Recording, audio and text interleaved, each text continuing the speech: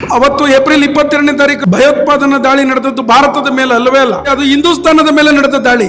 ಇದು ಗಡಿಯನ್ನ ಕಡಿಯುವ, ಗಡಿಯನ್ನ ಕುಬ್ಜಗೊಳಿಸುವ ಕಾರ್ಯಸೂಚಿ ಅಲ್ಲವೇ ಅಲ್ಲ. ಈ ನೆಲಮೂಲದ ಶ್ರದ್ಧೆಯನ್ನ, ಈ ನೆಲಮೂಲದ ಗುಣಧರ್ಮವನ್ನ, ಈ ನೆಲದ ಮತ್ತು ಜಗತ್ತಿನ ಏಕೈಕ ಧರ್ಮವಾದ ಹಿಂದೂ ಧರ್ಮದ ನಾಶದ ಸಂಕಲ್ಪವೇ ಪಹಲ್ಗಾಮ್ನ ಒಂದು ಸಾದೃಶ್ಯತೆ. ಈ ದೇಶವನ್ನ ಎಲ್ಲ ಕಾಲಘಟ್ಟದಲ್ಲೂ ಹಿಂದೂಸ್ತಾನ ಅಂತಲೇ ಸಂಬೋಧಿಸಿದ್ರು ಮಾತ್ರ. ಒಂದು ವೀರ ಸಾವರ್ಕರ್, ಇನ್ನೊಬ್ರು ಯಾರು ಅಂದ್ರೆ ಅದು ಪಾಕಿಸ್ತಾನಿಗಳು. ನಮ್ಮ ಕ್ಷಾತ್ರ ಎಂತದ್ದು ಅಂದ್ರೆ ತಾಯಿ ನೆಲದ ರಕ್ಷಣೆಗಾಗಿ ಬೆನ್ನು ತೋರಿಸಿದವ್ರು ಯಾರು ಅಲ್ಲ ನಾವು ಅಂತ. ತುರ್ಕರ ನಾಡು ತುರ್ಕಿಸ್ತಾನ ಆಗಿರುವಂತೆ, ಫ್ರೆಂಚರ ನಾಡು ಪೋರ್ಚುಗೀಸ್ ಆಗಿರುವಂತೆ, ಇಂಗ್ಲಿಷರ ನಾಡು ಬ್ರಿಟನ್ ಆಗಿರುವಂತೆ, ಎಲ್ಲ ಕಾಲಕ್ಕೂ ಈ ನಾಡು ಹಿಂದೂಸ್ತಾನವೇ ಆಗಬೇಕು. ಏಪ್ರಿಲ್ 22ರ ದಾಳಿಯನ್ನ ಎಲ್ಲ ವ್ಯಾಖ್ಯಾನ ಮಾಡೋದು ಹೇಗೆ ಅಂದ್ರೆ, ಭಾರತದ ಮೇಲೆ, ಕಾಶ್ಮೀರದಲ್ಲಿ ಪ್ರವಾಸಿಗರ ಮೇಲೆ ಭಯೋತ್ಪಾದಕರು ದಾಳಿ ಮಾಡಿದ್ರು ಅಂತ. ಅಂದ್ರೆ ವಾಸ್ತವವಾಗಿ ಭಯೋತ್ಪಾದನಾ ದಾಳಿ ನಡೆದದ್ದು ಭಾರತದ ಮೇಲೆ ಅಲ್ಲವೇ ಅಲ್ಲ. ಅವತ್ತು ಏಪ್ರಿಲ್ 22ನೇ ತಾರೀಕು ನಡೆದ ಭಯೋತ್ಪಾದನಾ ದಾಳಿ ಅದು ಹಿಂದೂಸ್ತಾನದ ಮೇಲೆ ನಡೆದ ದಾಳಿ. ಇದೇನಿದು ವಕ್ತಾರರು ಭಾರತದ ಮೇಲಿನ ದಾಳಿ ಅಲ್ಲ, ಹಿಂದೂಸ್ತಾನದ ಮೇಲಿನ ದಾಳಿ ಅಂದ್ರೆ ಯಾರು ದಾಳಿ ಮಾಡಿದ್ರು ಆ ದಾಳಿಕೋರರ ಅಜೆಂಡಾ ಹಿಂದೂಸ್ತಾನವೇ ಆಗಿತ್ತು. ಪರಮ ಪೂಜ್ಯ ಸರ್ಸಂಘ ಚಾಲಕರಾಗಿದ್ದಂತ ಗುರೂಜಿ ಅವರು ಅವರ ಸಮಗ್ರ ಸಂಪುಟದಲ್ಲಿ ಒಂದ್ ಕಡೆ ಹೇಳ್ತಾರೆ, ಈ ನೆಲಕ್ಕೆ ಭಾರತ ಎಂಬ ಹೆಸರಿನಿಂದ ಕರೆಯೋದು ಅಪಮಾನ. ಈ ನೆಲವನ್ನ ಯಾವಾಗ್ಲೂ ಕೂಡ ಹಿಂದೂಸ್ತಾನ ಅಂತ ಕರಿಬೇಕು. ಯಾಕೆ ಹಿಂದೂಸ್ತಾನ ಕರಿಬೇಕು ಅಂತೇಳಿ ಗುರೂಜಿ ಬಹಳ ದೊಡ್ಡ ವಿವರಣೆಯನ್ನು ಕೊಡ್ತಾರೆ ಅವರ ಸಮಗ್ರ ಸಂಪುಟದಲ್ಲಿ. ನಮ್ಗೆ ಬರ್ತದೆ, ಈ ದೇಶವನ್ನ ಎಲ್ಲ ಕಾಲಘಟ್ಟದಲ್ಲೂ ಹಿಂದೂಸ್ತಾನ ಅಂತಲೇ ಸಂಬೋಧಿಸಿದ್ರು ಮಾತ್ರ. ಒಂದು ವೀರ ಸಾವರ್ಕರ್ ಅವರು ಯಾವಾಗ್ಲೂ ಕೂಡ ಈ ನೆಲವನ್ನ ಹಿಂದೂಸ್ತಾನ, ಅವರು ಎಷ್ಟರ ಮಟ್ಟಿಗೆ ಬಾಬಾ ಸಾಹೇಬ್ ಅಂಬೇಡ್ಕರ್ ಅವರ ಥಾಟ್ಸ್ ಆನ್ ಪಾಕಿಸ್ತಾನ್ ಕೃತಿಯನ್ನ ಡಿಸ್ಕ್ರೈಬ್ ಮಾಡುವಾಗ, ಇದು ಕನ್ನಡದಲ್ಲೂ 6ನೇ ಸಂಪುಟ, ಅವರ ಬದುಕು ಬರಹಗಳ ಸಂಪುಟ 6ರಲ್ಲಿ ಸಿಗ್ತದೆ.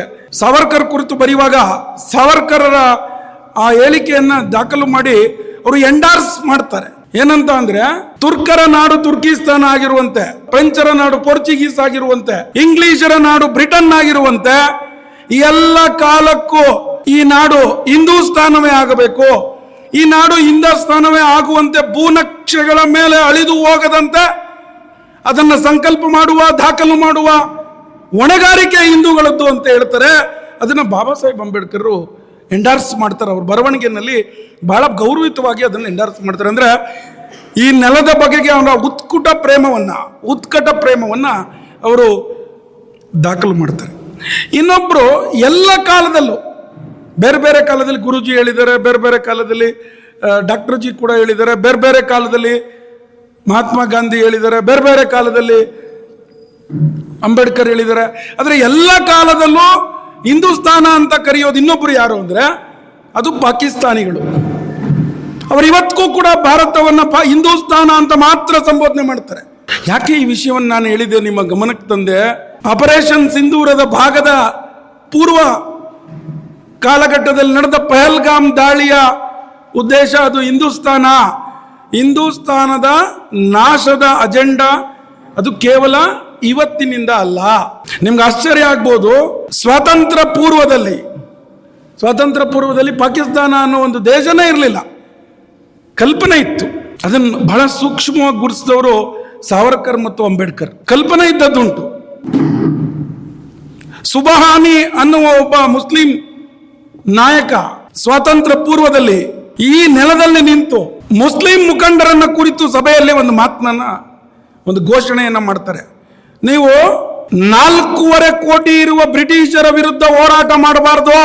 ಇಲ್ಲಿನ ಯಾವೊಬ್ಬ ಮುಸಲ್ಮಾನನ ಹೊಣೆಗಾರಿಕೆ ಆಂಗ್ಲರನ್ನ ಈ ನೆಲದಿಂದ ಓಡಿಸುವ ಹೆಗ್ಗುರುತಾಗಬಾರ್ದು. ನಿಮ್ಮ ಗುರಿ 22 ಕೋಟಿ ಇರುವಂತ ಹಿಂದೂಗಳ ನಾಶದ ಅಜೆಂಡವನ್ನು ಇಟ್ಕೊಳ್ಬೇಕು. ಕೇವಲ 4.25 ಕೋಟಿ ಇರುವ ಬ್ರಿಟಿಷರು ಬಹುಪಾಲು ಜಗತ್ತನ್ನ ಆಳಿದ್ದಾರೆ, ಬಹುಪಾಲು ಜಗತ್ತನ್ನ ಆಕ್ರಮಣ ಮಾಡಿದ್ದಾರೆ.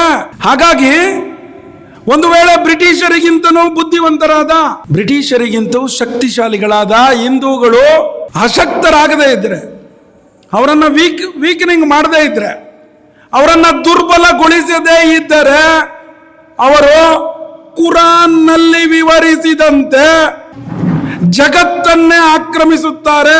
ಎಲ್ಲ ಮುಸ್ಲಿಂ ರಾಷ್ಟ್ರಗಳು ಯಾವ ಭಾರತವನ್ನ, ಯಾವ ಹಿಂದೂಸ್ತಾನವನ್ನ 1000 ವರ್ಷಗಳಿಗಿಂತ ಮುಂಚಿತವಾಗಿ ಅಥವಾ ಸುಮಾರು 1000 ವರ್ಷಗಳ ಕಾಲ ನಾವು ಗುಲಾಮಗಿರಿಗೆ ತಳ್ಳಿದ್ವೋ ಅಂತ ಹಿಂದೂಸ್ತಾನ ಪಾಕಿಸ್ತಾನವನ್ನು ಸೇರಿದಂತೆ, ಅಂದ್ರೆ ಇನ್ನು ಕಲ್ಪನೆಗೆ ಬಾರದ, ಕೇವಲ ಕಲ್ಪನೆಯಲ್ಲಿ ಇದ್ದ ಪಾಕಿಸ್ತಾನ ಎಲ್ಲ ಮುಸ್ಲಿಂ ನೆಲವನ್ನ ಆಕ್ರಮಣ ಮಾಡ್ತದೆ.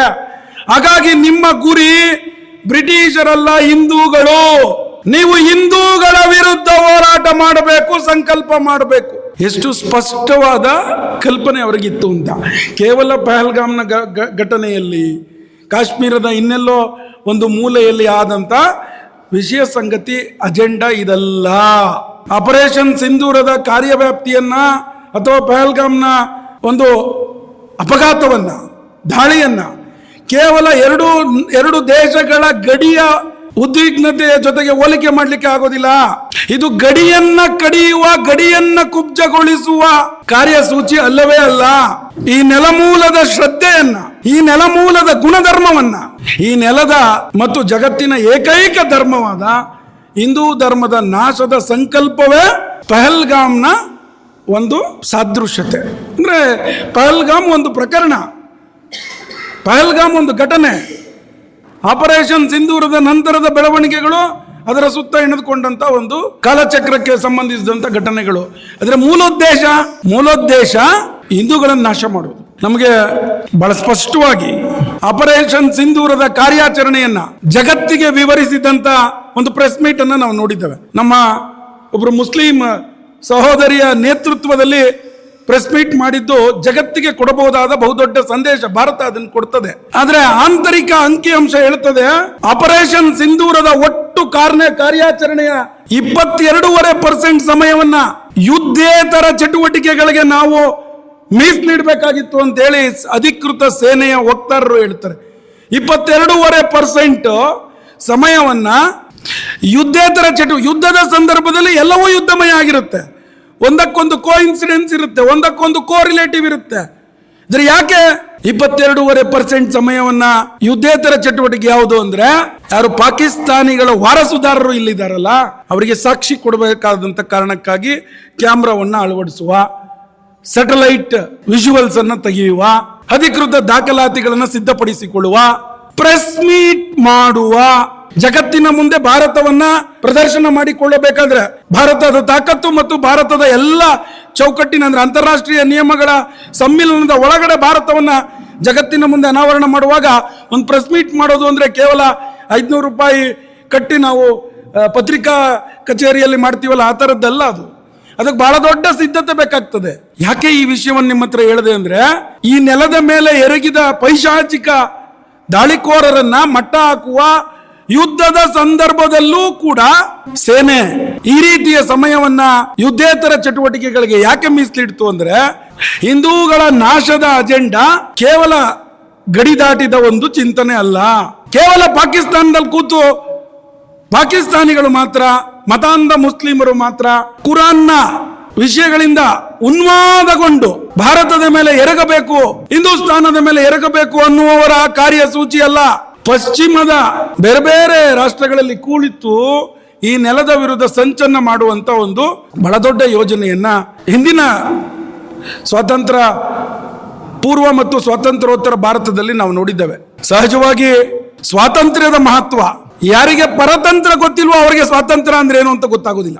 ಯಾರಿಗೆ ಪರತಂತ್ರದ ರುಚಿ ಹತ್ತಿಲ್ವೋ ಅವರಿಗೆ ಸ್ವಾತಂತ್ರ್ಯದ ಮಹತ್ವ ಗೊತ್ತಾಗೋದಿಲ್ಲ. ನೀವು ಸರ್ವಾಧಿಕಾರವನ್ನ ನೋಡಿಲ್ಲ ಅಂದ್ರೆ ಬಾಯಲ್ಲಿ ಸರ್ವಾಧಿಕಾರವನ್ನ ವರ್ಣಿಸಲಿಕ್ಕೆ ಸಾಧ್ಯ ಆಗೋದಿಲ್ಲ. ಯಾರಿಗೆ ಸ್ವಾತಂತ್ರ್ಯದ ರುಚಿ ಹತ್ತಿತ್ತೋ ಅದರ ಹಿಂದೆ ಪರತಂತ್ರದ ನೋವನ್ನ ಅವರು ಬೆನ್ನಲ್ಲಿ ಕಟ್ಕೊಂಡಿದ್ರು ಅಂತ. ಮದನ್ ಲಾಲ್ ಡಿಂಗ್ರಾ ಅನ್ನುವ ಒಬ್ಬ ಕ್ರಾಂತಿಕಾರಿ ಅವರ ದೇಹ ತ್ಯಾಗ ಮಾಡುವಾಗ ಭಾರತಾಂಬೆಗೋಸ್ಕರ ಆ ಚಿಕ್ಕ ವಯಸ್ಸಿನಲ್ಲಿ ತನ್ನ ಹೃದಯವನ್ನ, ತನ್ನ ಗುಂಡಿಗೆಯನ್ನ ಸೀಳಿಕೊಳ್ಳುವಾಗ, ತಾಯಿ ನಿನ್ನಂತ ದೊಡ್ಡ ತಾಯಿಗೆ ನನ್ನಂತ ಸಣ್ಣ ಮಗ ಅಥವಾ ನನ್ನಂತ ದಡ್ಡ ಮಗ ರಕ್ತವನ್ನಲ್ಲದೆ ಇನ್ನೇನನ್ನು ಕೊಡಲು ಸಾಧ್ಯ? ತನ್ನ ಗುಂಡಿಗೆ ಸೀಳಿಕೊಳ್ಳುವ ಸಂದರ್ಭದಲ್ಲಿ ನನ್ನಂತ ದಡ್ಡ ಮಗ ನಿನ್ನಂತ ದೊಡ್ಡ ತಾಯಿಗೆ ರಕ್ತವನ್ನೆಲ್ಲದೆ ಇನ್ನೇನು ಕೊಡಬೇಕು ಅಂತ.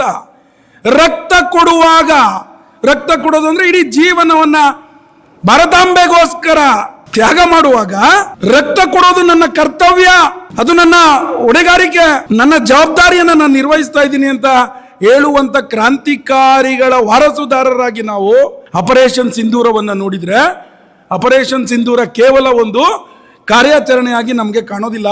ಆಪರೇಷನ್ ಸಿಂಧೂರ ಕೊಡುವ ಒಳವುಗಳು ನಮ್ಮನ್ನ ಅನೇಕ ಮಜ್ಜಲಗಳಲ್ಲಿ ವಿಸ್ತರಣೆ ಮಾಡಿಕೊಳ್ಳಿಕ್ಕೆ ಸಾಧ್ಯ ಆಗ್ತಿದೆ.